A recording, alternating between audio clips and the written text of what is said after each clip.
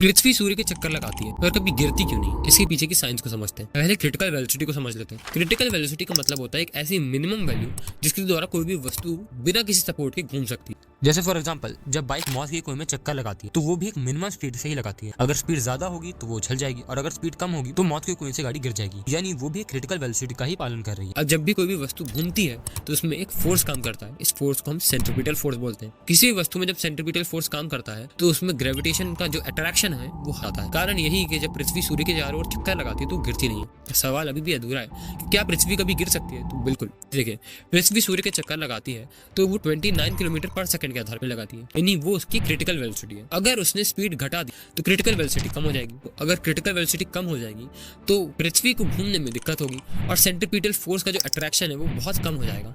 और अगर centripetal force ही कम हो जाएगा तो जो ग्रेविटेशन अट्रैक्शन था वो भी कम हो जाएगा। तो बेशक जो पृथ्वी है वो हमारी गैलेक्सी में गिर जाएगी।